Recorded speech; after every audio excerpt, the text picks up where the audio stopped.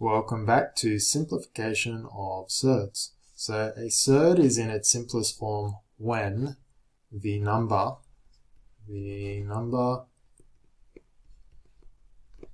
under the radical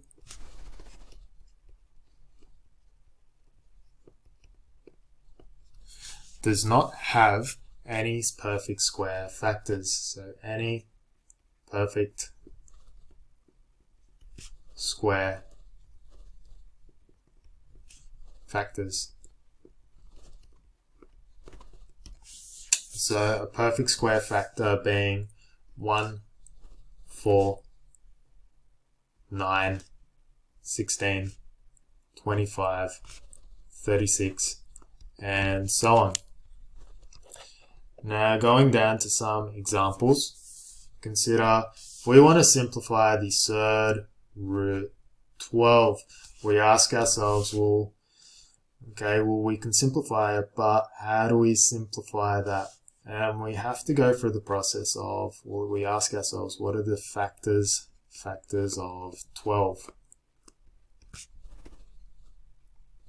And we know that the factors of 12 are going to be 4 and 3. And notice that 4 is a special one in that it is a perfect square number. So what we can write is we'll go root 12 is the same as writing the square root of 4 times 3, then breaking it up, root 4 times root 3 is going to be 2 root 3.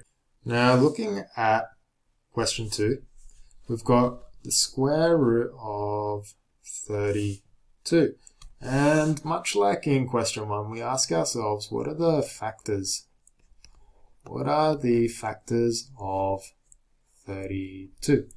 And the immediate ones that you could go for are, you could go 2 times 16, or you could have broken it down even further, and you could have. Now, regardless of the way you go, you still end up in the final answer.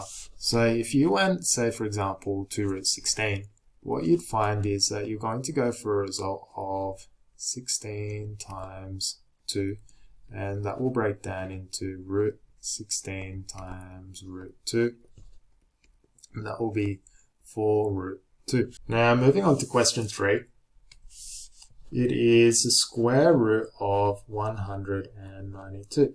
And much like this previous one, we're in the same predicament where we've got multiple choices of which numbers to choose from. But if we go for the factors that include the biggest perfect square number, then we find the factors for this one simply going to be 64 times 3.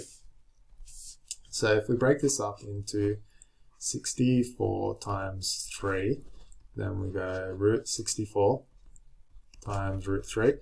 And we know the square root of 64 is simply going to be 8, and then we'll evaluate to 8 root 3. So what we find is that the square root of 192 can be simplified down to 8 root 3. Alright, question 4. We've got something that's a little bit different. We've got the square root of 18 times a cubed. So all of that squared or square rooted. Now the first thing we need to know is that for this to be valid, the value of a has to be positive. So we need to say a is greater than or equal to 0 before we can even touch this. Okay, so now that we know a is greater than or equal to 0, we can go 18 a cubed, and we want to know how can we factorize that. Well, the thing that we've done before is we know with the numbers we can factorize them by looking at the factors, or we can simplify by looking at the factors of, in this case, will be 18. And we know the factors for this that involve perfect squares will be 9 and 2. So that one's done. But what about the factors of a cubed? How do we deal with that? And we want to get perfect squares. So this one's a little bit different in that we're going to go a squared and a. because if we take the square root of a squared, it will simply come out as a. So, moving on, we're going to get the square root of 9a squared times 2a. Factorizing, we get 3a times the square root of 2a.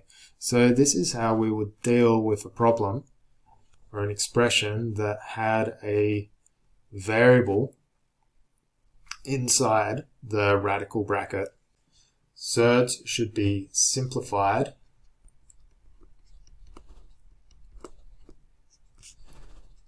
before addition or subtraction.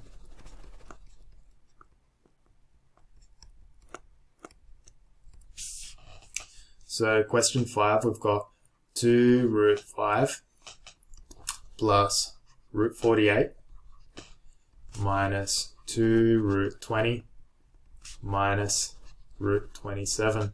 So looking at these numbers here, notice root 5, can't actually do anything about that because root 5 is, or 5 itself is a prime number, so we instantly know we can't simplify this down any further. But 48, 20 and 27, they're composite numbers, so we know we can factorize those. So firstly, let's look at the factors of 48. And the factors of 48, they're going to be 16 times 3, where 16 is a square number. Then the factors of 20 is going to be 4 and 5. 4 and 5. 4 being a square number. And the factors of 27. 27 being a cube number. So we can say 9 times 3. 9 being a perfect square number. So breaking this down, what we can get away with saying is 2 root 5 plus square root of 16 times 3 minus 2 root 4 times 5 minus the square root of 9 times 3. Simplifying, root 16 is going to be 4, then we've got the root 3 remaining, the 2 and the 4, so 2 times 2, root 5 left behind, then minus the root 9 is 3, root 3, going down, 2 root 5, and then the 4 root 5, 2 root 5, minus 4 root 5, plus 4 root 3 minus 3 root 3, and that's going to result in 2 root 5 minus 4 root 5 will be negative 2 root 5. And then we've got 4 root 3 minus 3 root 3. It's going to be 1 root 3, but remember the 1 is implied, so we can just get away with writing root 3. So what we can say is that the answer to 2 root 5 plus root 48 minus 2 root 20 minus root 27 is equal to negative 2 root 5 plus root 3, or if we wanted, we could say root 3 minus 2 root 5. Whichever way you prefer to express this is permissible because they'll result in the same expression. So in this video, we had a look at how we could simplify, where was it? The simplification of surds, and then we looked at some arithmetic down here.